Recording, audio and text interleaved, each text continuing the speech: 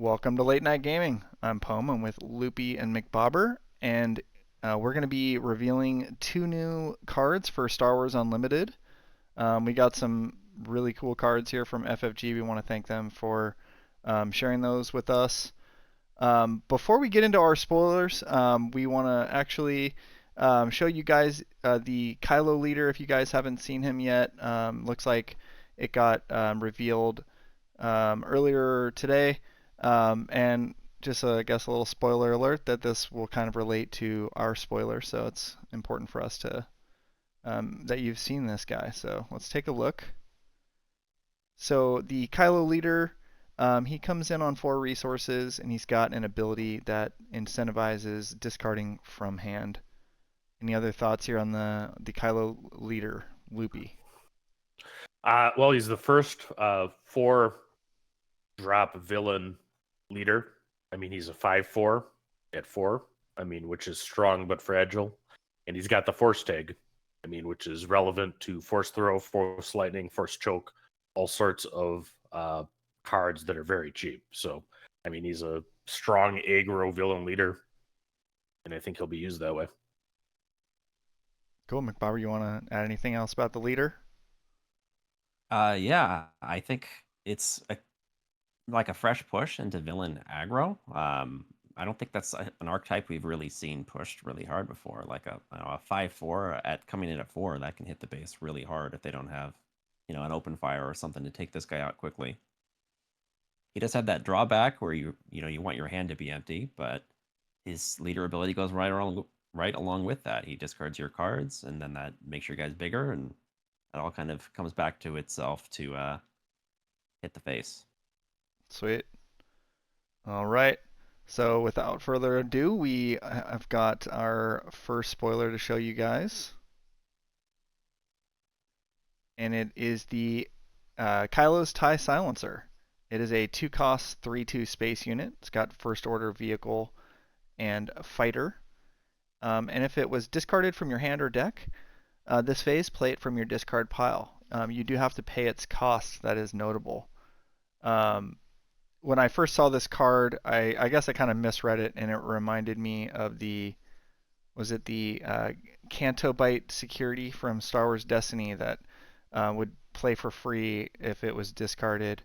So it's a little bit of like an anti-mill card in a sense.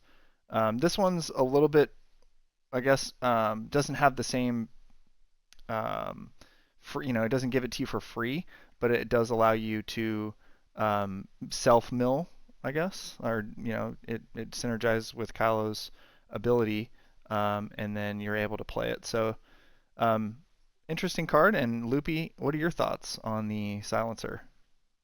Yeah, very strong. I mean, it's a 2-drop 3/2 in space. I mean, I think that's the first thing to think about. If A-Wing is good, I mean, this is good. I mean, killing this, hits back for 3, which A-Wing does not do.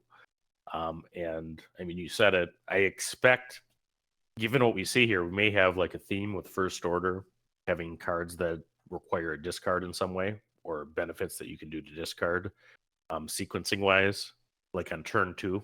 I mean, you're looking to tap Kylo to bump your turn 1 play, give it +2/+2, still play this guy, and then maybe play a Stormtrooper to, finish it out, develop a board in an aggro sense. McBauer, Yeah, thoughts I on the agree. You kind Silencer? of you kind of want to empty your hand quickly, I think, is part of the idea behind Kylo here, and milling himself makes discarding your own cards kind of plays into that, and then the silencer rewards you for doing that by you get to play it. I think it's also worth noting it is a legendary here. I think it's the first legendary we've had revealed besides the Mandalorian so far, so that's pretty cool. And I'm definitely excited to use this ship in action. Yeah, it Yeah, was cool. It was and like, yeah, go ahead. Yep. I think any like red deck that's trying an aggro strategy, for villain will be looking for this card. I mean, just a turn 1 play, even if you disregard the action, a turn 1 play that's a 3/2 in space is good, right? And I can see it being a chase card in the set. We'll see what else comes to support its ability. It just, we asked Xander what it was. It was, Xander was like, "What do you guys want?" And McBobber said, "Anything related to Kylo, I bet you, you got some. We saw the art, we know he's coming. So once again, thanks to Xander for a really nice looking spoiler there. Yeah, this guy just seems like there's definitely some playability there. Get that 3-2 in space really early down, so you can clean up the aggro deck if they're trying to drop their A wings and stuff. So solid card. And And that, we got another red villain spaceship too, just like we did for set one. So that's fun. Right. yep, I'm gonna have to get this in a hyperspace foil for my shelf like the other one. So okay, so that leads us to our second spoiler here, and this one is the Rickety Quad Jumper. It's a 2-cost vigilance space unit. It's a 1/3 fringe vehicle transport, and on attack, you may reveal the top card of your deck. If it's not a unit, give an experience token to another unit. So can't give himself the experience, correct, McBobber? That sounds right to me. So what are some use cases for this card? Loopy, any thoughts, ideas, Yeah, decks you could put this in? yeah, I think that a deck that has some ability to look at the top card, makes sense. Also, its vulnerability is that it's slow. If you could actually get a wedge down before this, maybe it's pretty good. Any other decks you got in mind there, McBobber, for this rickety old quad jumper? Well, it seems like you probably play it first round of the game, and then second round you drop another guy, and then when this attacks, you give that second guy the experience. I think that's the hope. Now, obviously, the trick here is to try to hit this ability, to actually find something that's not a unit. So you could play Thrawn, for example, and already know what the top card of your deck is, so you'll know if it's the correct card for this quad jumper.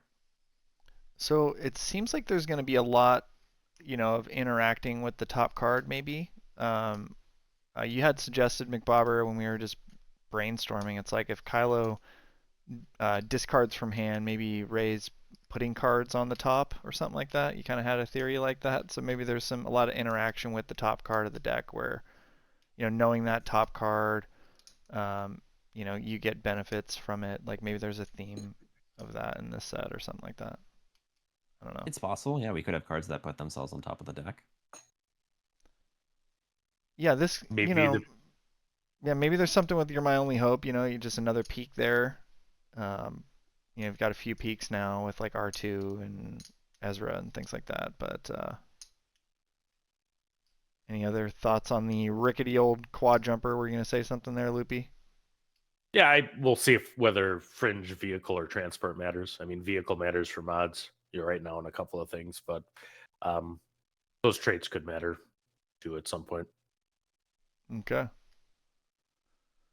So, short little card reveal for you guys. We appreciate you tuning in and hope you guys enjoyed this one. And once again, thanks to Xander and the rest of the guys at FFG for hooking us up with this spoiler. And if you made it this far, you're my hero. Thanks for watching, everyone. Later.